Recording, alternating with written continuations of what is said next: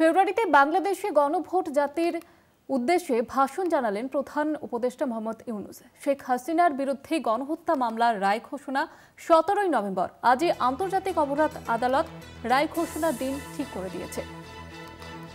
ফেব্রুয়ারিতে বাংলাদেশে গণভোট এবং জাতির উদ্দেশ্যে ভাষণে এমনটাই জানিয়েছেন প্রধান উপদেষ্টা মোহাম্মদ ইউনূস। এবং শেখ হাসিনার বিরুদ্ধে যে গণহত্যার মামলা ছিল তার রায় ঘোষণা হবে 17ই নভেম্বর। আজই আন্তর্জাতিক অপরাধ আদালত রায় ঘোষণা দিন ঠিক করে। আগামী ফেব্রুয়ারির প্রথমার্ধে জাতীয় সংসদ নির্বাচন অনুষ্ঠিত হতে যাচ্ছে। এই নির্বাচন উৎসব মুখর, অংশগ্রহণমূলক ও সুষ্ঠুভাবে অনুষ্ঠানের জন্য আমরা সব প্রস্তুতি গ্রহণ করছি।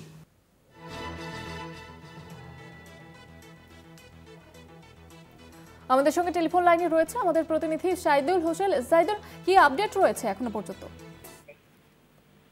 ধন্যবাদ। দেখুন, বাংলাদেশে আজকে প্রধান উপদেষ্টা ডক্টর মোহাম্মদ ইউনূস তিনি একটি ভোটের সম্ভাব্য দিন জাতির উদ্দেশ্যে ভাষণের মাধ্যমে প্রকাশ করেছে, যেটি ফেব্রুয়ারির প্রথম সপ্তাহে ভোটটি অনুষ্ঠিত হবে, যেখানে তিনি গণভোট এবং জাতীয় নির্বাচন দুটি একসঙ্গে করার জন্য তার বক্তব্যে বলেছেন, যেটি একটি বিতর্কিত বিষয়। গণভোটটি মূলত সরকারের মধ্যে যারা স্টক হোল্ডার রয়েছে তাদের মধ্যেও এটা নিয়ে বিতর্ক রয়েছে। ইতিমধ্যে বাংলাদেশের যে দুটি এই সময়ের প্রধান রাজনৈতিক দল বিএনপি এবং জামাত ইসলাম এটা নিয়ে তাদের দ্বিমত পোষণ করেছেন। পাশাপাশি তারা এই গণভোটের ব্যাপারটি নিয়ে তারা এখানে সরকারের সঙ্গে তাদের দ্বিমত রয়েছে।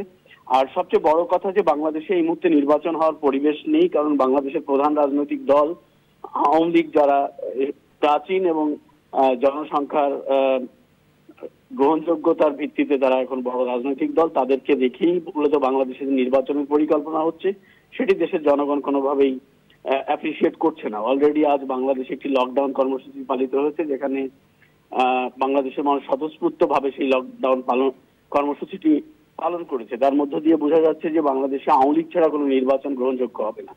এবং আজকে যে কথাটি প্রধান উপদেষ্টা ডক্টর মোহাম্মদ ইউনূস জাতির উদ্দেশ্যে ভাষণে বলেছেন, সেটি মূলত একটি গণভোটের বিষয় এখানে প্রাধান্য পাচ্ছে, যেটিতে জুলাই সনদ মানে যে নামে যে বিতর্কিত আন্দোলনটি 2024 সালের জুলাই আগস্টে হয়েছে তা নিয়ে মূলত একটি গণভোট অনুষ্ঠানের কথা রয়েছে, যেখানে এই জুলাই যারা অংশ নিয়েছে, জুলাইয়ের পক্ষে যারা ছিল ইউনূসের পক্ষে, তারা মূলত তাদের যে কি দায়বদ্ধতা রয়েছে এই জুলাই আন্দোলনে তার থেকে দায় মুক্তি দেওয়ার একটি ইস্যু রয়েছে, এবং যাতে তারা এটি নিয়ে কোনো রকম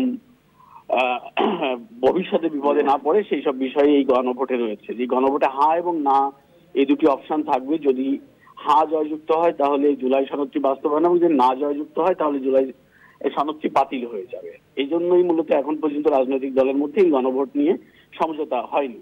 তো গণভোট নিয়ে সমঝোতার সঙ্গে জাতীয় ভোটটি ইস্যু, যে কারণে রাজনৈতিক দলের যদি সমঝোতা না হয় তাহলে ভোট হওয়াটি অনেকটা অনির্ধারিত হয়ে গেছে। ধন্যবাদ জানাবো সাহিদুল। আমাদের সঙ্গে ছিলেন আমাদের প্রতিনিধি শাহিদুল হাসান।